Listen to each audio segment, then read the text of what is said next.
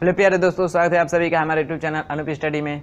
दोस्तों आज की वीडियो में हम लोग लेसन नंबर 23 के न्यूमेरिकल जो बचे हुए हैं, ठीक है, 22 नंबर से उसको सॉल्व करेंगे। ठीक है, तो देखिए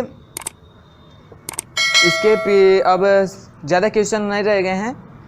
23 से 41 मतलब हमको लग रहा है 19 क्वेश्चन बचे हुए हैं। ठीक है, तो इनको क्या करते हैं, हम लोग दो पार्ट में सॉल्व करेंगे इसको। ठीक है, क्योंकि इसको सारा सॉल्व कराने लगेंगे तो ज़्यादा लंबी वीडियो बन जाएगी। ठीक है, तो इसको भी दो पार्ट में सॉल्व करेंगे।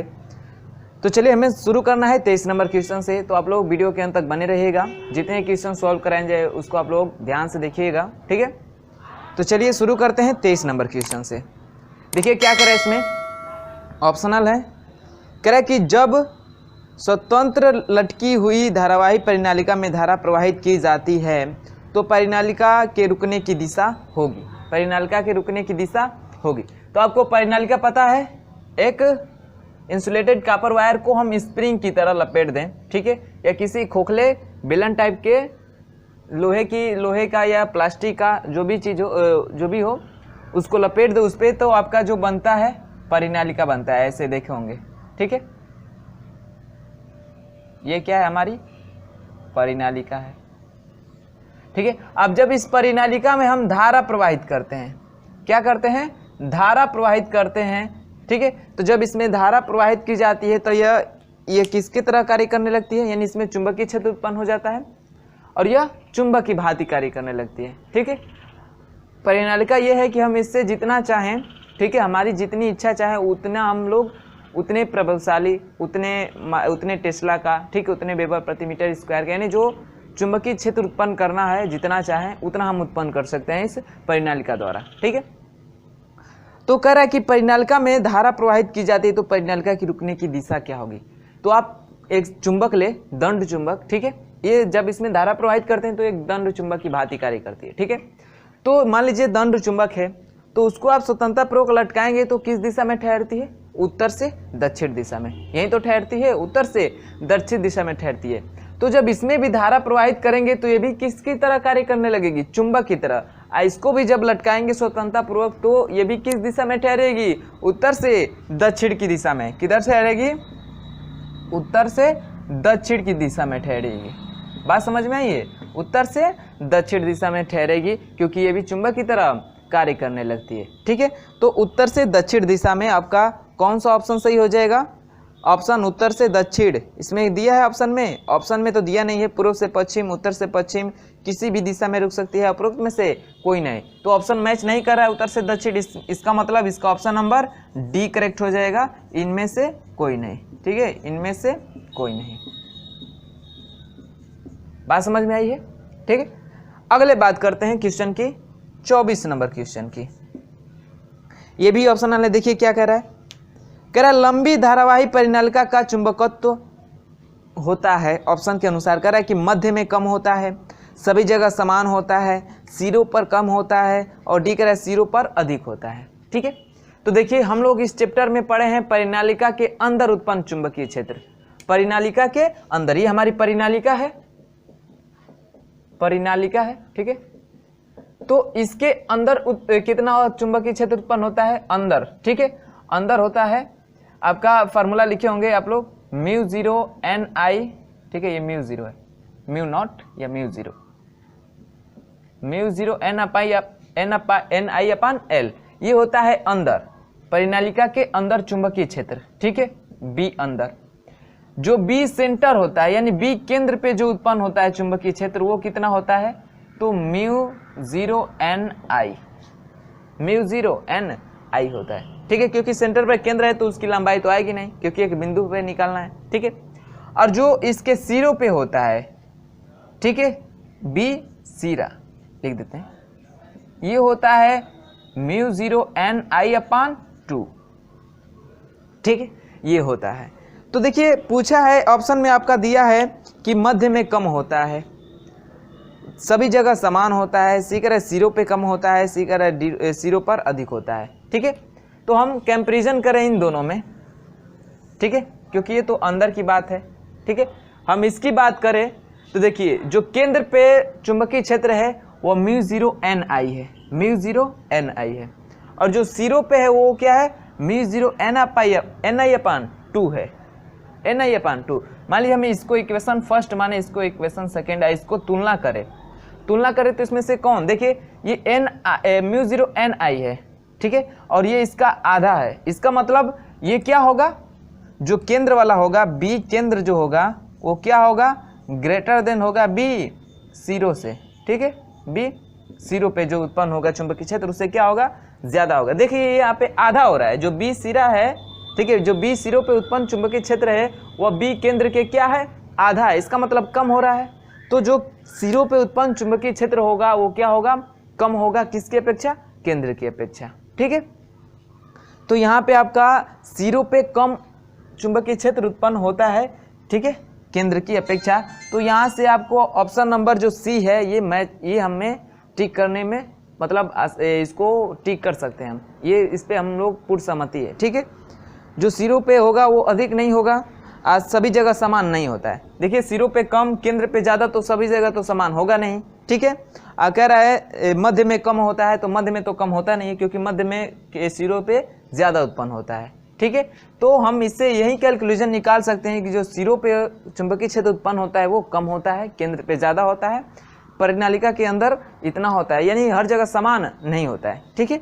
तो इसमें ऑप्शन नंबर आप क्या करिए, 23 के ऑप्शन नंबर में ऑप्शन नंबर सी को आप लोग टिक कर लीजिए कि जो सिरों पे उत्पन्न चुंबकीय क्षेत्र होगा परिनालिका के वो क्या होगा, कम होगा, ठीक है, कम होता है। बात समझ में आई है। चलिए तो इतना आप लोग नोट कर लीजिए। आगे बात करते हैं हम लोग 25 नंबर क्वेश्चन की, ठीक है। तो 25 नंबर आपसे फार्मूला पूछा है 25 नंबर क्वेश्चन में, ठीक है। कह रहा है कि अनंत लंबाई के रुजुरेखी धारावाही चालक के निकट चुंबकीय क्षेत्र का सूत्र है, ठीक है। अनंत लंबाई के रुजुरेखी चालक में जब धारा प्रवाहित की जा रही थी तो उसके कारण उत्पन्न चुंबकीय जो क्षेत्र था उसका हम लोगों ने फार्मूला निकाला था क्या, कि B बराबर निकाला था μ0/4π2I/r या L जो भी था, ठीक है। ऑप्शन में आपका क्या रखा है, R रखा है, तो R ही हम लोग रखते हैं, ठीक है, ये था। तो देखिए ये वाला ऑप्शन आपको कोई मैच कर रहा है, यहाँ पे कोई मैच कर रहा है, नहीं कर रहा है, नहीं कर रहा है, तो भाई इसको हम सॉल्व कर लें। देखिए यहाँ से कटा सकते हैं दो से दो को, तो B बराबर क्या आ जाएगा, μ0/2πI/r। देखिए अब ये वाला ऑप्शन मैच कर रहा है किसी में, B बराबर μ0/2πI/r, ये मैच कर रहा है, तो μ0/2π/I/r, option number B match कर रहा है, ऑप्शन नंबर B, ठीक है। तो आप लोग मेन फार्मूले को याद रखिएगा और उसके बाद से उससे मैच कराइएगा, नहीं मैच करेगा तो आप लोग इसमें कुछ चेंजेस, यानी जो कटने लायक है कटा के उसको आप फिर मिलाइएगा, तो मैच करेगा जो, उसको आप लोग टिक कर लीजिएगा, ठीक है। तो इसका ऑप्शन नंबर कौन सा सही हुआ है, बी सही हुआ है, ठीक है। तो बी को आप लोग टिक कर लीजिएगा। और देखते हैं हम लोग 26 नंबर क्वेश्चन, ठीक है। 26 नंबर क्वेश्चन ये भी ऑप्शनल है, ये सब भी आप लोग कर जाएंगे, ठीक है। कह रहा है कि एक सीधे विद्युत धारावाही तार में विद्युत धारा के प्रवाहन से उत्पन्न होने वाला चुंबकीय बल रेखाएं होंगी, चुंबकीय बल रेखाएं होंगी, ठीक है। यानी जैसे मान लीजिए कोई एक क्या है, एक सीधे विद्युत धारावाही तार में सीधे विद्युत धारा, जैसे मान लीजिए हमारा क्या है, तार है और इसमें हमारी विद्युत धारा क्या हो रही है, फ्लो हो रही है, ठीक है, विद्युत धारा क्या हो रही है, फ्लो हो रही है। तो इसकी चुंबकीय क्षेत्र की क्या करना है, चुंबकीय बल रेखाओं की बताना है कि वो किस दिशा में होगी, दिशा ही बताना है ना। चुंबकीय बल रेखाएं होंगी, कैसे होंगी, तार के लंबवत होगी, तार के समांतर होगी, तार के वृत्त की ओर होगी, या इनमें से कोई नहीं, ठीक है। तो आप जो दो नियम थे चुंबकीय क्षेत्र ज्ञात करने के, ठीक है, ये चुंबकीय बल, दाएं हाथ का हथेली नियम और फ्लेमिंग का बाएं हाथ का नियम, दो देखे थे ना। तो हम यहाँ पे दाएं हाथ का हथेली नियम यूज करें, दाएं हाथ का हथेली नियम, तो देखिए उसमें क्या था कि जो अंगूठा हो वो धारा की दिशा में रखें, ठीक है, धारा की दिशा में रखेंगे अंगूठे को, और अंगुलियों को फोल्ड करेंगे, अंगुली को क्या करेंगे, फोल्ड करेंगे। तो अंगुलियां किसको दिखाएंगी, तो चुंबकीय बल रेखाओं को दिखाएंगे, चुंबकीय बल रेखाओं को। तो मान लीजिए मैं यहाँ से, ये अंगूठा है मेरा धारा की दिशा, अब मैं ऐसे अंगुलियों को फोल्ड करूँ तो एंटी क्लॉकवाइज में फोल्ड हो रहा है, एंटी क्लॉकवाइज, ठीक है, एंटी क्लॉकवाइज में फोल्ड हो रहा है। यही नीचे को होता तो क्लॉकवाइज में फोल्ड होता है, तो एंटी क्लॉकवाइज में फोल्ड हो रहा है, वो भी वृत्त की तरह, तो ऐसे आएगा, यानी जो चुंबकीय बल रेखाएं उत्पन्न होंगी इसमें वो कुछ ऐसे वृत्त की टाइप की, ठीक है, वो भी संकेंद्रीय वृत्त, और इनकी दिशा ऐसे होगी एंटी क्लॉकवाइज, ठीक है। इसमें हमारी I धारा बह रही है। तो जो बल रेखाएं होंगी वो कैसी होंगी, संकेंद्रीय वृत्त की तरह होंगी, संकेंद्रीय वृत्त की तरह, ठीक है, संकेंद्रीय वृत्त की तरह होंगी क्या, हमारी चुंबकीय बल रेखाएं, ठीक है। संकेंद्रीय वृत्त किसे कहते हैं, ऐसे वृत्त जिनका केंद्र क्या हो, एक ही हो। तो ये जितने भी सर्कल यहाँ पे खींचे गए उनका केंद्र क्या है, सिर्फ एक ही है, ठीक है। तो जो भी चुंबकीय बल रेखाएं उत्पन्न होंगी वो कैसी होंगी, संकेंद्रीय वृत्त की तरह होंगी, ठीक है। एक धारावाही सीधे चालक तार में, धारावाही चालक तार में आप धारा फ्लो करें तो उसके कारण जो चुंबकीय बल रेखाएं होंगी वो कैसे होंगी, संकेंद्रीय वृत्त की तरह होंगी। कैसे होंगी, संकेंद्रीय वृत्त की तरह। तो ऑप्शन में देखिए आपका कोई मैच कर रहा है संकेंद्रीय वृत्त की तरह, क्या ये तार के लंबवत हैं, नहीं। तार के समांतर हैं, नहीं। कह रहे तार के वृत्त की ओर, तार के वृत्त की ओर मतलब तार को हम वृत्त टाइप में मोड़े तो इससे होंगी, नहीं। ये कैसी हैं, संकेंद्रीय वृत्त की तरह है, संकेंद्रीय वृत्त की तरह हैं। तो इसमें भी आपका ऑप्शन नंबर डी दिया है, इनमें से कोई नहीं, तो इनमें से कोई नहीं, क्योंकि हमारा ये वाला ऑप्शन मैच ही नहीं कर रहा है कि संकेंद्रीय वृत्त की तरह होती हैं, ये ऑप्शन में दिया ही नहीं है। तो ऑप्शन नंबर आप क्या मारिए, डी को टिक कर दीजिए कि वो इनमें से कोई नहीं है, ठीक है। कैसी होती हैं, संकेंद्रीय वृत्त की तरह होती हैं। बात समझ में आई होगी। बहुत लोग ऐसे मार देंगे कि तार के वृत्त की ओर, क्योंकि ये वृत्त टाइप में ही होती हैं, तो बहुत लोग मार देंगे तार के वृत्त की तरफ, ठीक है, तार के वृत्त की ओर। तो ये ऑप्शन हमारा क्या है, गलत है। तार के वृत्त की ओर नहीं, जो बल रेखाएं होती है संकेंद्रीय होती हैं, ठीक है, संकेंद्रीय वृत्त की तरह होती हैं, न कि तार के वृत्त के, ठीक है। चलिएगा, तो आप लोग इतना नोट कर लीजिए। और उसके बाद से जो अगला सवाल है 27 नंबर क्वेश्चन, वो न्यूमेरिकल है। तो न्यूमेरिकल भी ये बहुत ईजी है इसमें के, ठीक है, सारे फार्मूले पे ही हैं। फार्मूला आपको याद है, आपको जितनी वैल्यू दी है उसको आप नोट कर लीजिए और उसके अनुसार देखिए कौन सा फार्मूला लगेगा, उस फार्मूले को रख के आप सॉल्व करेंगे, सारा आ जाएगा, ठीक है। तो इतना नोट करिए, फिर हम लोग सॉल्व करते हैं 27 नंबर क्वेश्चन। नोट करिएगा इतना। चलिए बात करते हैं हम लोग 27 नंबर क्वेश्चन की, ठीक है। देखिए क्या कह रहा है, ये कह रहा है कि 0.2 मीटर लंबे एक तार को, 0.2 मीटर एक लंबे तार को, यानी तार की लंबाई दी है तो हम लिख लेते हैं यहाँ पे L बराबर जी है 0.2 मीटर, ठीक है। यूनिट आपको रखना है SI पद्धति में, सारे यूनिट, ठीक है। अगर कोई अन्य पद्धति में दिया है तो आप उसको SI पद्धति में कन्वर्ट करके सॉल्व करिएगा क्वेश्चन, ठीक है। तो 2 मीटर लंबे एक तार को 0.5 वेबर प्रति मीटर स्क्वायर तीव्रता वाले चुंबकीय क्षेत्र में, यानी B का मान दिया है, B का मान दिया है कितना, 0.5 वेबर प्रति मीटर स्क्वायर, ठीक है। वेबर प्रति मीटर स्क्वायर तीव्रता के चुंबकीय क्षेत्र के समांतर रखा जाता है, के समांतर रखा जाता है, समांतर, ठीक है, समांतर रखा जाए। समांतर मतलब जो थीटा बनेगा वो 0 अंश का बनेगा, थीटा जो बनेगा वो 0 अंश का बनेगा, ठीक है। और कह रहा है कि यदि तार में 2 एम्पियर की धारा प्रवाहित की जाए, ठीक है, समांतर है तो थीटा बराबर 0, और इसमें I बराबर 2 एम्पियर की क्या हो रही है, धारा प्रवाहित की जा रही है, ठीक है। धारा प्रवाहित की जाए तो तार पर लगने वाला बल होगा, तो तार पे लगने वाला बल होगा, ठीक है। धारा है IBL है, आपको पता है फार्मूला बल निकालने के लिए, F बराबर IBL sine theta, IBL sine theta, ठीक है। अब यहाँ पे देखिए साइन थीटा की बात करें कि इसका मान कितना होगा, तो साइन थीटा बराबर कितना है, 0 अंश। साइन 0 अंश का मान कितना होता है, 0। आपको पता है किसी भी संख्या में यदि 0 से गुणा करते हैं तो उसका मान कितना आता है, 0, यानी F बराबर IBL गुणे 0 करें तो किसके बराबर आ जाएगा, 0 को, ठीक है। किसके बराबर आ जाएगा, 0 को, क्या कि 0 एक ऐसा नंबर है कि आप किसी भी संख्या में गुणा करेंगे तो वो किसके बराबर हो जाएगा, 0 के, ठीक है। तो इसमें चुंबकीय जो बल होगा वो कितना होगा, 0 होगा, कितना होगा, 0 न्यूटन का, ठीक है। तो देखिए इसमें ऑप्शन कोई दिया है 0 न्यूटन, ऑप्शन नंबर ए में ही दिया है, तो 27 का ऑप्शन नंबर ए करेक्ट हो जाएगा, ठीक है। बस समझ में आई है। सिर्फ आप थीटा एंगल अगर पता हो जाए, समांतर लंबवत, तो आप यहीं से थोड़ा अगर समांतर दिख जाए तो समझिए थीटा बराबर 0, तो जो बल हो जाएगा 0 हो जाएगा, ठीक है। चलिए बात करते हैं आगे 28 नंबर क्वेश्चन की, 28 नंबर, ठीक है। इसको देखिए, कह रहा है कि एक इलेक्ट्रॉन, तो एक इलेक्ट्रॉन पे कितने आवेश होते हैं भाई, 1.6 × 10⁻⁻⁻⁰ कूलम, यही होता है ना। तो समझिए किसका मान है, Q का मान है, किसका मान है, Q का, ठीक है।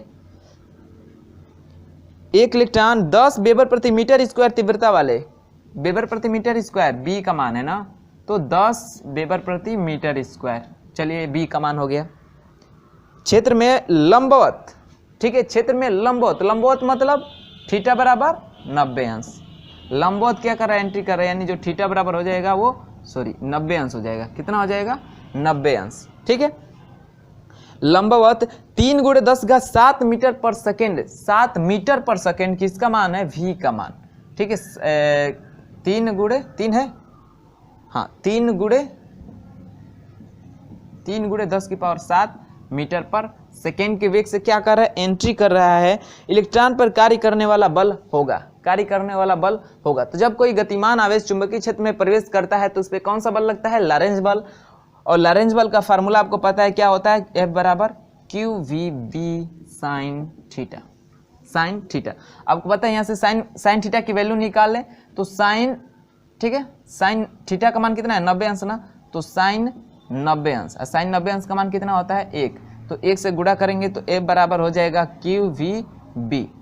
अब इसमें मान रख के सॉल्व कर दीजिए, तो Q का मान कितना है 1.6 × 10⁻19 इंटू V का मान कितना है, तो 3 × 10⁻7, अब गुणे B का मान कितना है, तो 10, ठीक है। अब इसी को सॉल्व कर दीजिए तो F का मान निकल के आ जाएगा, क्या आ जाएगा, देखिए 3 का इसमें गुणा करिए तो 16 तिया 16 को 16, 16 दूनी 32, 16 तिया 48, पॉइंट कितने स्थान पे लगेगा, 1 का स्थान पे, गुणे। अब देखिए इसका भी बेस 10 है, इसका भी बेस 10 है, इसका भी बेस 10 है, तो बेस को लिख लेते हैं और घाते जुड़ जाएंगी ना, गुणे में है तो घाते जुड़ेंगी। देखिए ये माइनस है, ये प्लस है, इसका भी +1 है, तो +1 और +7 कितना हो जाएगा, +8।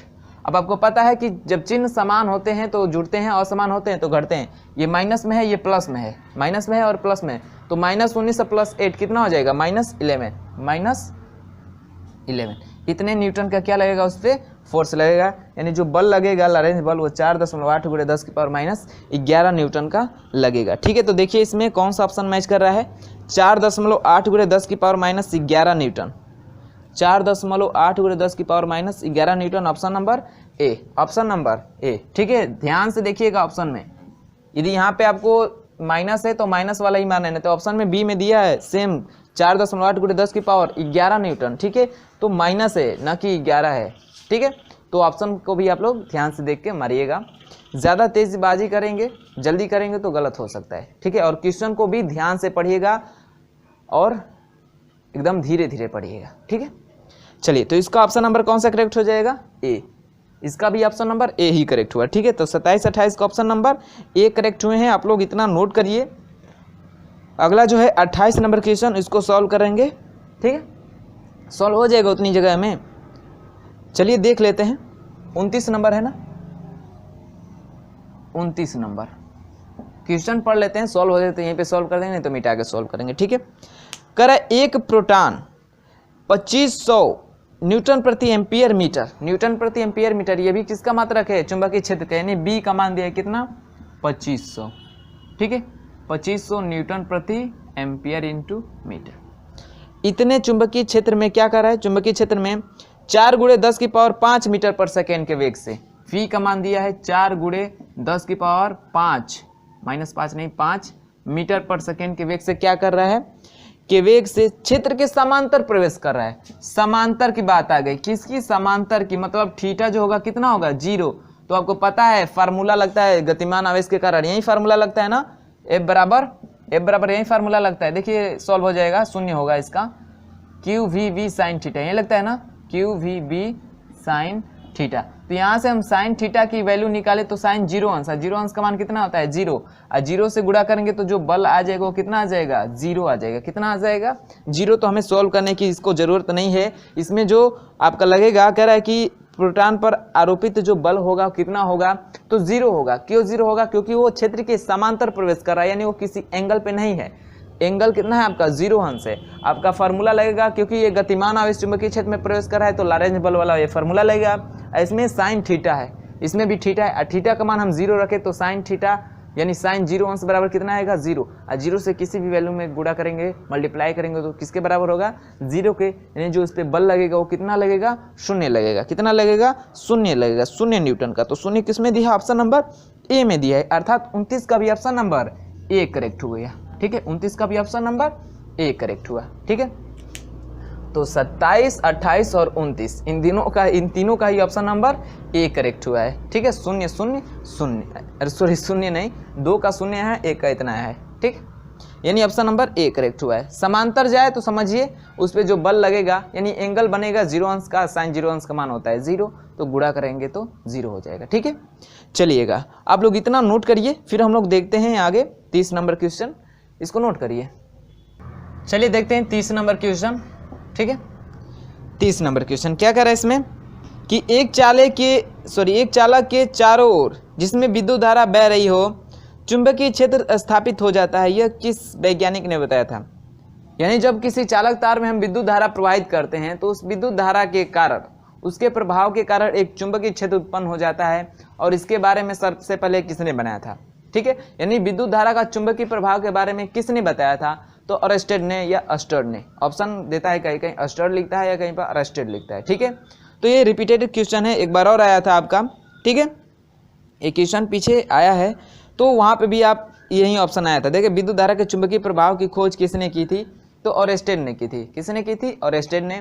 तो यहाँ पे भी वही बात कहा है, लेकिन घुमा के कहा है कि किसी चालक तार में हम विद्युत धारा प्रवाहित करते हैं तो उसके चारों एक विद्युत क्षेत्र स्थापित हो जाता है। तो ये किसने कहा था? ये किसने इसकी खोज की थी? किसने इसको बताया था? तो किसने बताया था? अरेस्टेड ने बताया था। ठीक है, अरेस्टेड ने। कौन बताया था? अरेस्टेड ने। ठीक है, और किस सन में? तो 1820 सन में बताया था। ठीक है, उन्होंने ही खोज की थी इसकी। तो इसका ऑप्शन कौन सा करेक्ट हो जाएगा? अरेस्टेड ने।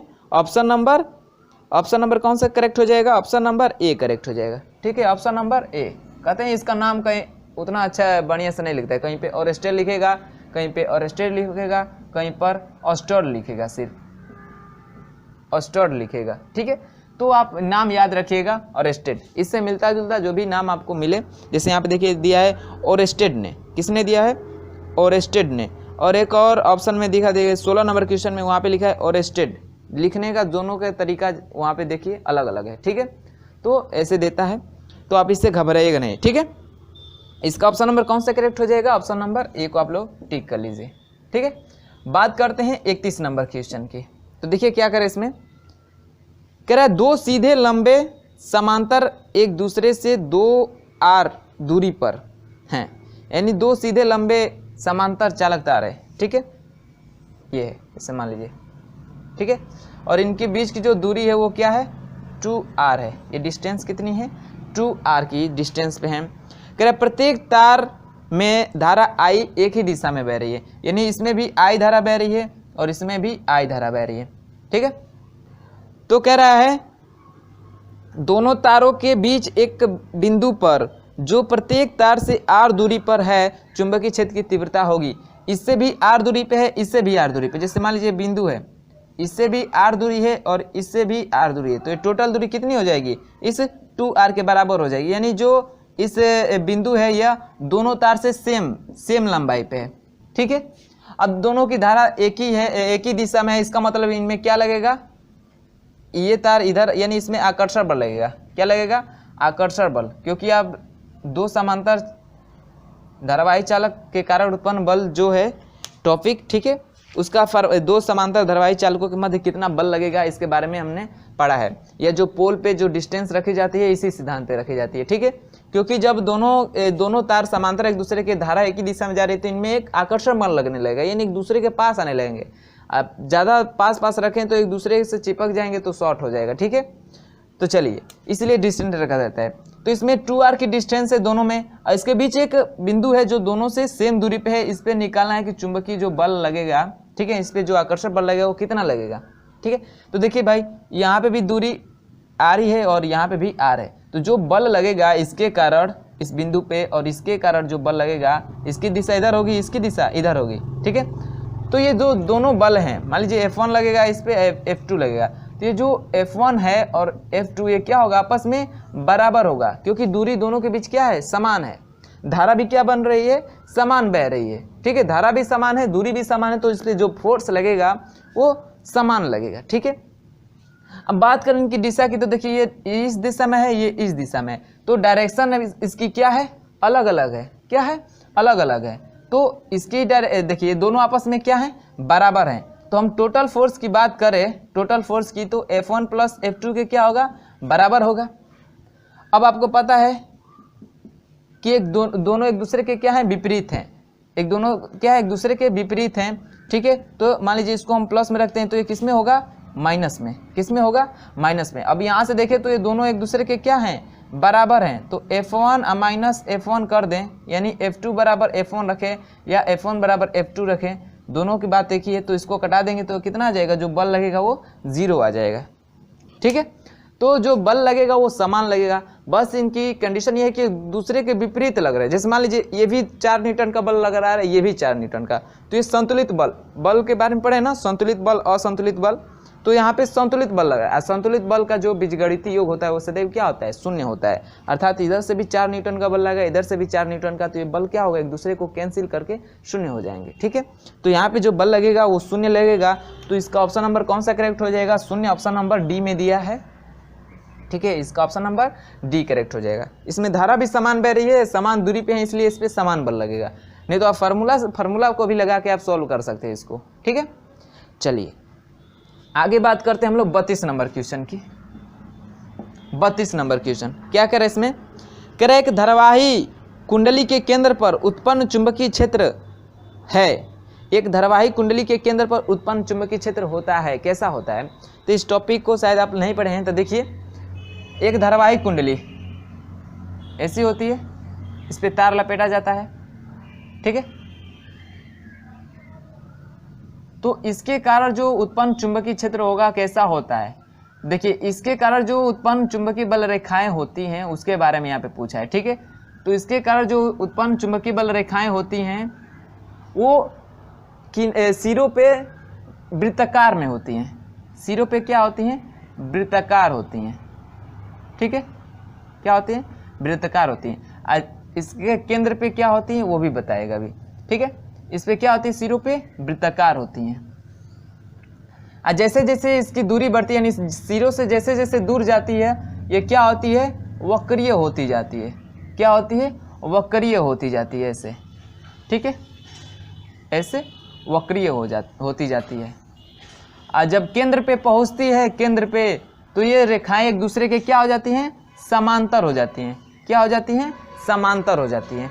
एक दूसरे के क्या हो जाती हैं, पैरेलल हो जाती हैं। और इस धारावाही कुंडली के क्या हो जाती हैं, लंबवत हो जाती हैं। क्या हो जाती हैं, लंबवत हो जाती हैं और समांतर हो जाती हैं। यानी केंद्र पे क्या होती हैं, समांतर और कुंडली के लंबवत, कुंडली के लंबवत। ठीक है, सिरों पे कैसी होती हैं, सिरों पर तो वृत्त। ठीक है, वृत्त के जैसा।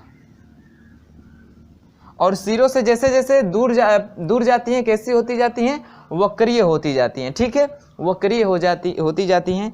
तो यहाँ से आपसे पूछा है कि एक धारावाही कुंडली के केंद्र पर उत्पन्न चुंबकीय क्षेत्र होता है, कैसा होता है, तो केंद्र पर समांतर और कुंडली के लंबवत होता है। ठीक है, कुंडली के लंबवत होता है। तो इसमें देखिए कौन सा मैच कर रहा है, कह रहा है कुंडली के तल के समांतर, नहीं भाई, कुंडली के तल के लंबवत, कुंडली के लंबवत होती है। यानी यहाँ से हम 32 का ऑप्शन नंबर बी को टिक कर सकते हैं। ठीक है, इसका ऑप्शन नंबर बी करेक्ट है।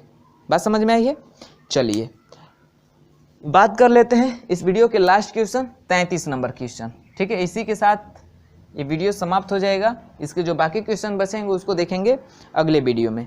बात समझ में आई है। तो चलिए इसमें 33 नंबर क्वेश्चन में क्या करा है कि किसी परिस्थिति में किसी चुंबकीय क्षेत्र में रखे धारावाही चालक पर लगने वाला बल शून्य होता है। कब, किस कंडीशन में होता है। तो चुंबकीय क्षेत्र में रखे किसी धारावाही चालक पर लगने वाला बल कितना होता है, F बराबर होता है IBL sine theta, IBL sine theta. तो ये शून्य कब होगा, शून्य कब होगा, या तो I का मान शून्य हो, या तो B का मान शून्य हो, या तो L का मान शून्य हो, या साइन थीटा की वैल्यू शून्य हो, तभी तो उस पर लगने वाला बल शून्य होगा। ठीक है, तो ऑप्शन में क्या कर रहा है कि जब धारा चुंबकीय क्षेत्र के समांतर हो जब धारा चुंबकीय क्षेत्र के लंबवत हो, कह रहे ए बी दोनों उपरोक्त में से कोई नहीं। तो देखिए इन तीनों शून्य रहेंगे, तो इन तीनों के बारे में तो दिया नहीं है, ठीक है। समांतर यानी समांतर लंबवत, इसका मतलब थीटा के बारे में कह रहा है। किसके बारे में कह रहा है? थीटा के बारे में। तो इसमें जो थीटा होता है किस पे निर्भर करता है? आई और बी पे, यानी आई की दिशा किधर है और बी की दिशा किधर है, उसके बीच, यानी चुंबकीय क्षेत्र से किस थीटा एंगल पर धारा प्रवाहित हो रही है उसके बीच लगने वाला कोण का जया होता है यहाँ पे गुणनफल में, ठीक है। तो कह रहे जब धारा चुंबकीय क्षेत्र के समांतर प्रवेश करेगी, ठीक है, तो थीटा बराबर क्या हो जाएगा? 0। थीटा बराबर 0 कब? जब समांतर प्रवेश करेगी धारा तब। थीटा बराबर 0 तो आपकी पता है कि साइन 0 अंश की वैल्यू कितनी होती है? 0। तो इसका मान 0 हुआ तो गुणा करेंगे तो बल कितना हो जाएगा? 0 हो जाएगा। बल कितना हो जाएगा? 0। और जब लंबवत प्रवेश करेगी तो लंबवत के लिए क्या हो जाएगा? थीटा बराबर 90 अंश। थीटा बराबर 90 अंश, आपको पता है साइन 90 अंश का मान कितना होता है? 1 होता है। तो यहाँ पे 0 होगा? नहीं हो पाएगा, IBL हो जाएगा, ठीक है। F बराबर IBL। अब जो भी वैल्यू रहेगी IBL की तो उसको कैलकुलेशन करेंगे तो उतना आ जाएगा, ठीक है। लेकिन जब समांतर प्रवेश करेगी तो थीटा कितना बनेगा? 0 बनेगा। अब 0 बनेगा तो साइन 0 अंश का मान कितना होता है? 0 होता है। अब IBL का कितना भी वैल्यू हो उसमें 0 से गुणा कर देंगे तो बल कितना हो जाएगा? 0 हो जाएगा। तो हमसे पूछा है बल 0 होता है किस परिस्थिति में? तो जब धारा जो है B के यानी चुंबकीय क्षेत्र के समांतर प्रवेश करती है तब। तो इसका ऑप्शन कौन हो जाएगा? जब धारा चुंबकीय क्षेत्र के समांतर हो, यानी इसका ऑप्शन नंबर ए करेक्ट हो जाएगा। तो 33 का ऑप्शन नंबर आप लोग ए को टिक कर लीजिए। बात समझ में आई होगी?